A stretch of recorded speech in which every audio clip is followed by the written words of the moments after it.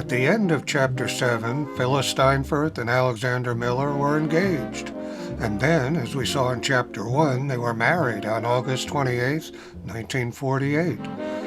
Their proud parents, Louis and Felicia Steinfurth, and Tom and Kate Miller, are seen here with the happy couple.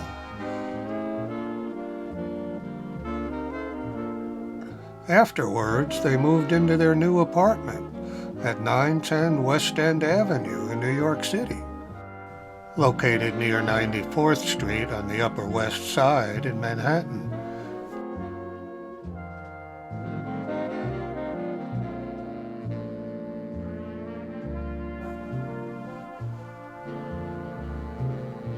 If we could go back in time to 1949, if we could walk through the front entrance into the lobby, we could go up on the 4th floor and take a peek in at apartment 4C. In Phyllis's scrapbook, she describes the apartment as Wishbone Manor.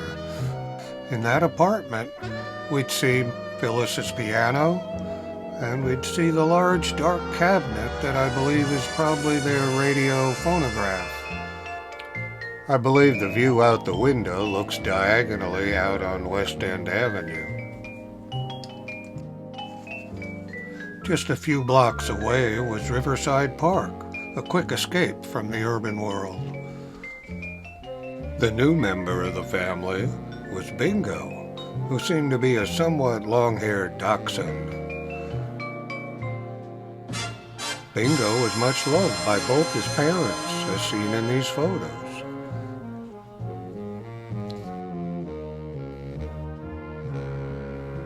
Here we see the Miller family along the Hudson River in 1949.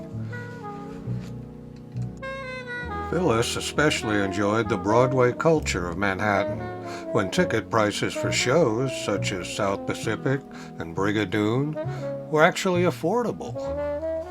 Alex continued cheering for his New York Giants and probably attended games at the Polo Grounds when he had a chance.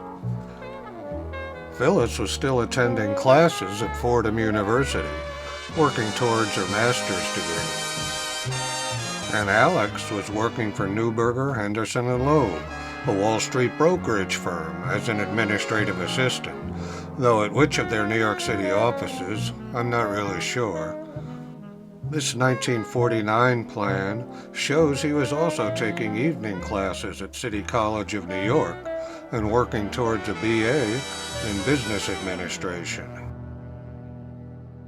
In August of that year, they celebrated their first wedding anniversary.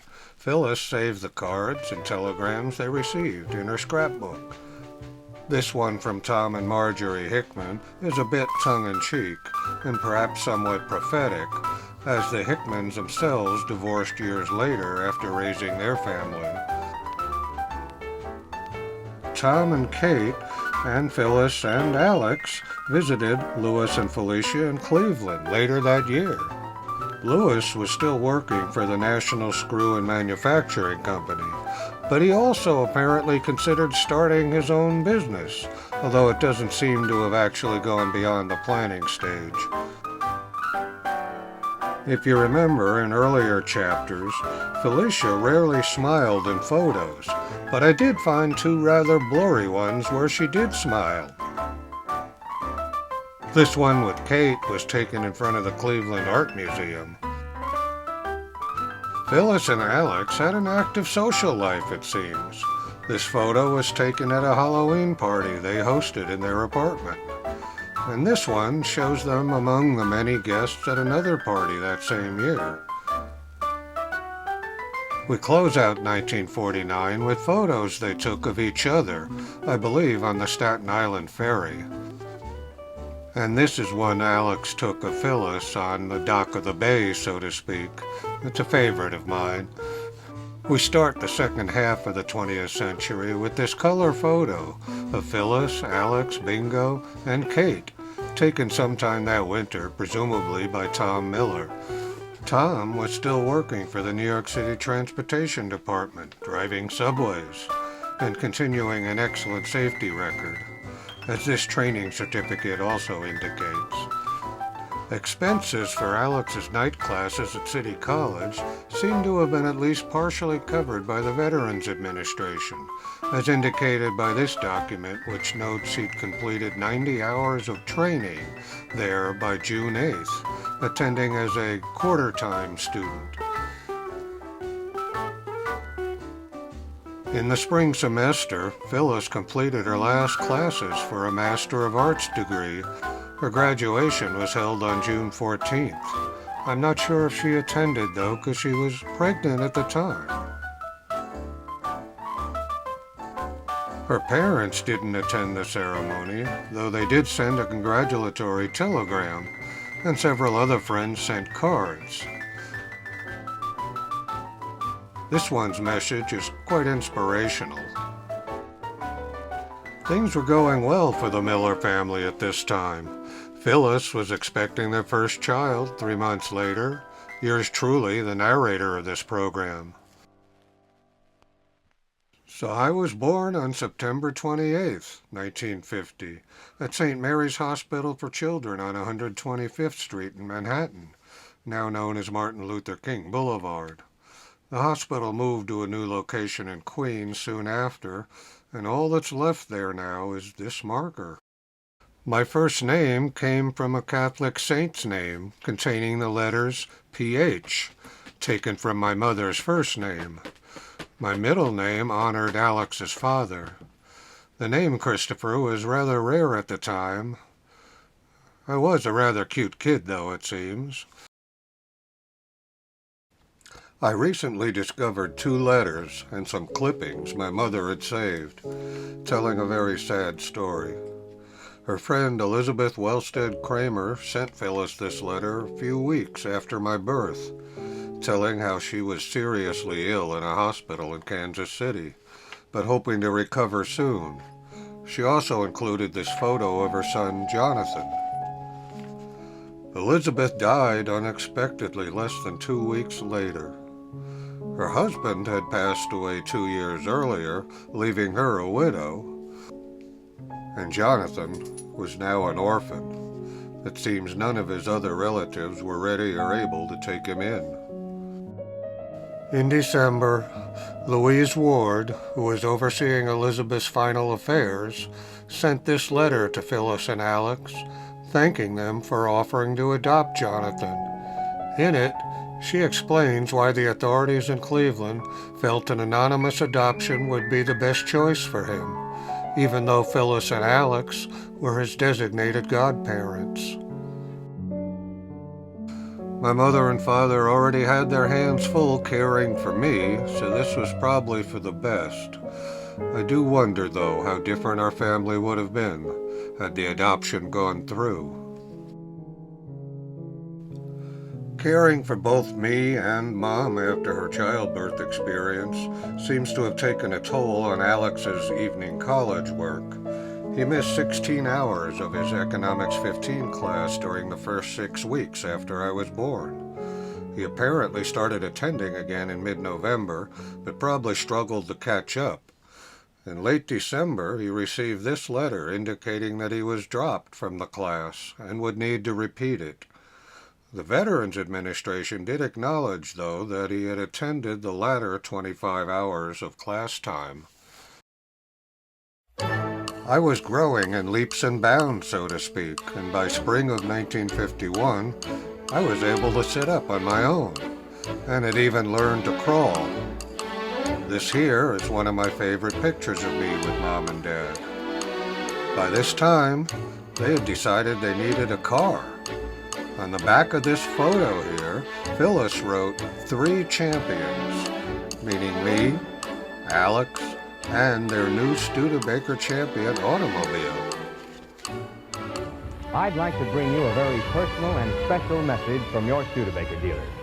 He would like very, very much to have you come in and try for yourself the wonderful, wonderful ride that's the most outstanding feature of this new 1950 Studebaker. You see, the advanced design of this Studebaker is more than just a breathtaking flight stream design. It's a sound engineering improvement as well. And oh yes, by the way, with Studebaker's new low prices now in effect, thanks to huge volume demand, you'll find that the down payments have been lowered as well. Why, on some models, you can buy a new 1950 Studebaker for as little as $361 down. With a new car, the family could escape the urban confines of New York City more often. They could also make the 500-mile drive to Cleveland instead of taking the train, and did so later that year, or at least Mom did, I'm not sure. At that time, Louis and Felicia were driving a Lincoln Cosmopolitan. By the fall of that year, I was in a stroller, and Mom and Dad were starting to drive me and Bingo out to the suburbs house hunting. The New York City metropolitan area offered 4 main choices, and they probably considered each one before deciding where they wanted to live. The yellow arrow points out Long Island as one possibility. Indeed, some of their friends, including the Hickmans, had moved out to the large Levittown development in Nassau County.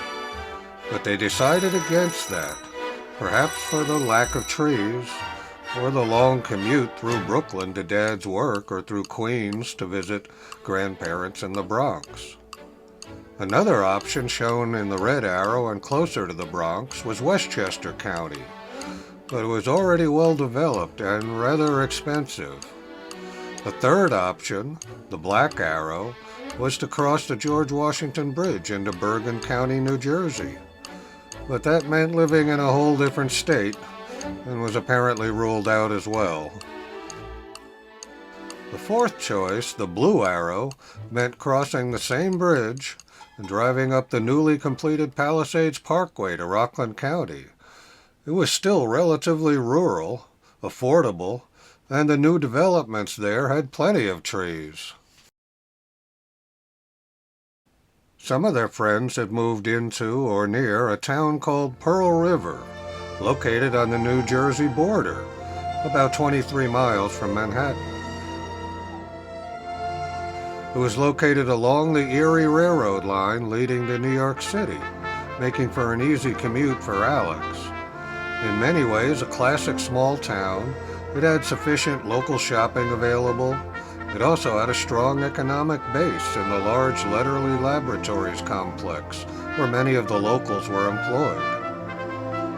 They found a nearly completed house they liked in the Reld Park development, about 1.5 miles from Pearl River's downtown area, located on Reld Drive.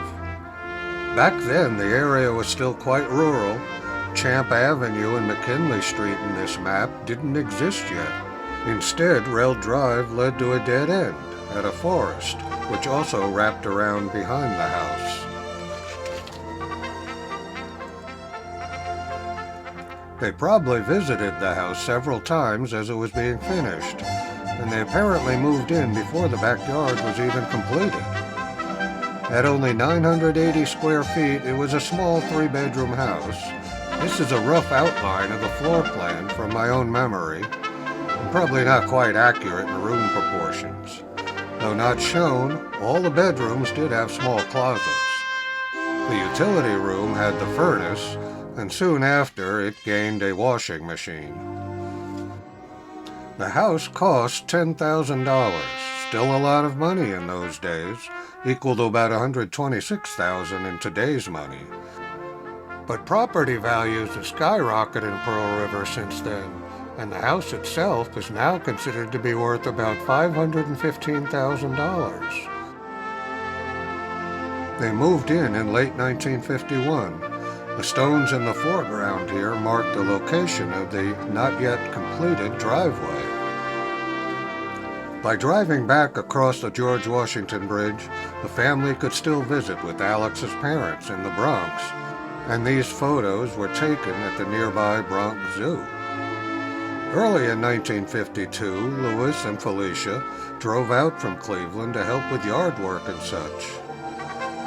We soon had a mailbox, as well as a railing at the front door, window boxes, and new plants. About that time, I apparently had my photo taken professionally. Later that year, we visited Grandpa and Grandma in Cleveland. By now, I was walking and had some toys of my own, such as a wagon, and a tricycle, perhaps birthday presents from Louis and Felicia. Grandpa Louis had a new toy as well. Though I didn't start piano lessons until many years later, this photo is perhaps somewhat prophetic of my musical future.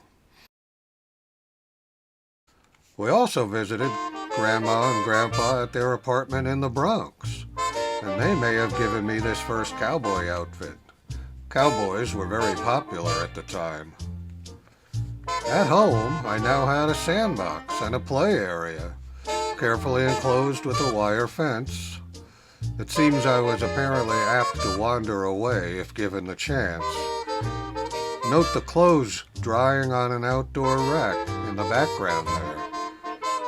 It also seems I was a rather mischievous child, as seen here. That Christmas, my grandparents from the Bronx visited again. One of my presents that year was another cowboy outfit. There seemed to be no photos of my mother during this time except in this family photo. She was pregnant again and apparently didn't like being photographed that way. Note the TV antenna in the background. That may be where my interest in cowboys came from. The winter of 1952-53 provided a lot of snow, and I was now old enough to enjoy it. Seen here with the daughter of our next-door neighbors, the Burgers, whose first name I'm unsure of. I think her name may have been Wendy.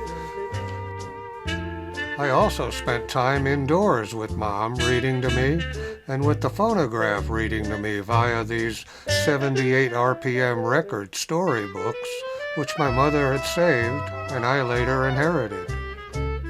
Mom worked hard to develop my love of books and reading. Besides cowboy shows on TV, I also watched programs such as Ding Dong School and Howdy Doody. After my bedtime, Phyllis and Alex and their friends would watch shows such as I Love Lucy and Milton Berle. But one of my mom's favorites was Our Miss Brooks, set in a high school. This letter here from Felicia Lewis tells Mom about a planned visit to happen soon, and also describes recently playing bridge with friends, noting that it was like old times. Indeed, both Phyllis and Alex enjoyed card games themselves, often playing with friends in the evening, especially playing this new game called Canasta. Some of my earliest memories are watching my parents playing such games with their friends. Friends such as Tom and Marge Hickman, Hugh and Jenny Curley, Grace and Willie Ucker, and Tom and Marie Meyer. This photo of me with a box of oysterettes is also the last photo I found of Bingo. This brings us to a very major aspect of our family's history. My father, Alex Miller, was becoming an alcoholic. This disease develops slowly over time, and in Alex's case, there were probably a number of factors involved. Genetics play an important part in a person's risk. Several of Alex's ancestral male relatives in the 1800s, especially on the Imlach side, were quite possibly alcoholics. Scotland and its residents are known for a fondness of alcoholic drinks, and as a result, a history of drunkenness and alcoholism as well. During World War II, the U.S. government made beer brewing an essential industry, and beer drinking became a part of the wartime culture for soldiers, actively promoted by the brewing companies. Stress in the workplace is another possible factor. Alex's work for a Wall Street brokerage was most likely hectic and stressful. It didn't help that alcoholic beverages were frequently served on the commuter trains for commuters to wind down on their way home. And Pearl River itself, with a heavy Irish population, had an active drinking culture and a relatively large number of saloons and bars to choose from. In later years, my mother told me the story of how Alex frequently came home drunk, and one rainy night particularly so, He somehow allowed Bingo to escape outside in the dark. And shortly thereafter, Bingo was run over by a car out in the street. Mom described the sad scene of my father, who is still drunk and crying in tears as he dug a hole and buried Bingo in the backyard that same night. I don't remember this incident myself, though I was probably told of Bingo somehow getting out and being hit by a car. I still attribute my lifelong love of animals and my lack of any fear of dogs in particular to my early years with Bingo. Though I don't know for sure, I hope this incident got Alex to quit drinking, at least for a while, the first of several attempts to do so. But life does go on, and I soon had a younger brother. He was born March 30th at Good Samaritan Hospital in Suffern, New York. The hospital is still there today, though it has grown tremendously in size. This note from our Bronx grandparents describes their joy at having a new grandson and hope to see him as soon as possible. This card from the Ucker family says, "May this new little fellow give you lots of happiness," which the family may have sorely needed at the time. Another card, perhaps surprisingly, mentions how nice it is to have two boys, and that Chris must love having a baby brother. Indeed, Stephen Lewis Miller, named after another saint with a PH in the name, and gaining a middle name from his maternal grandfather, Lewis, was indeed a very happy baby. This card from Mom's Aunt Helen and Uncle Eddie notes that Felicia came out from Cleveland to lend a helping hand with her daughter, who is now raising both a rambunctious 2.5-year-old and a new baby. By the summer of 1953, the house is looking much more established, with an awning now over the front entrance and shrubs growing around. This is my favorite family portrait from that time period. Alex continued to work on the backyard that year, though where he got this old wooden wheelbarrow from, I don't know. Notice our first jungle gym climbing apparatus in the background. This was taken during a visit to Cleveland that fall with Felicia and Mom's Uncle Eddie. I believe this one was taken at Louis and Felicia's house during that same trip. And here's a professional one of Steve and myself, taken around Christmas 1953, and then one taken with our dad. And here we are with Dad's new train set. Steve's as happy as ever in these photos. I got a riding fire engine for Christmas, and Steve got his first tricycle, it seems. This January 1954 document shows Alex had registered to take an evening class again at one of the City College sites, repeating Economics 15. But he now has to pay as a non-resident, and the VA support is gone. I found no further evidence as to whether he completed the class this time or any other classes afterwards, perhaps due to the cost or possible alcohol issues, or simply a time overload with this job and his growing family. Sometime in 1954, the family gained another new member, a Dalmatian, not so creatively named Spotty, apparently well loved by both Dad and Mom. Another visit by Cleveland grandparents happened that spring. It seemed I liked overalls a lot, or perhaps Mom did. One of my earlier memories may have happened that summer. Dad took me fishing at Norrishawn Creek. We didn't catch any fish because there were none there to begin with, so far as I know, a very small creek. By the fall, Steve was beginning to walk. That's our neighbors, the Paolini's house in the background. On TV, we were watching shows like Kukla, Fran, and Ollie, and Crusader Rabbit, one of my mom's favorites, and perhaps my own favorite, Lassie.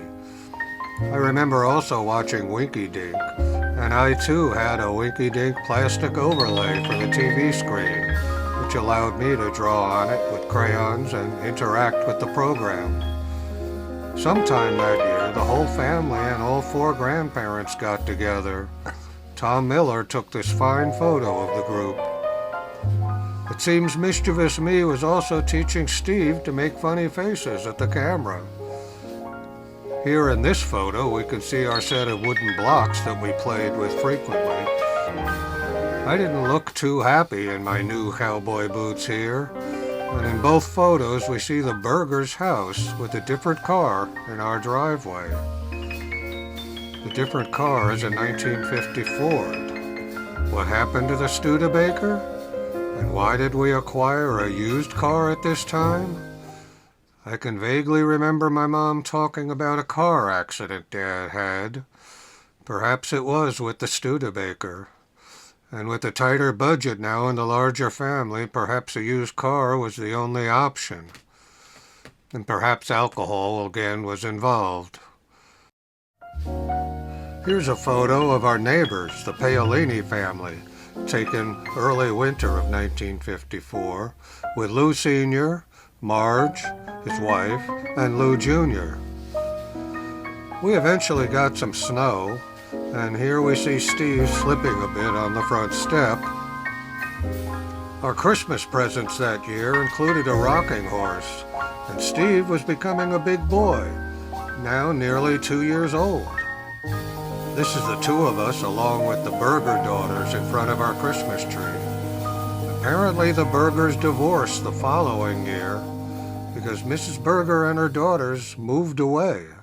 Divorce was not common in those years, but not unheard of either. Despite Alex's continuing troubles with alcohol, it seems Phyllis, being a staunch Catholic, did not consider divorce an option. Though, as we'll see in the next chapter, at least one separation did occur.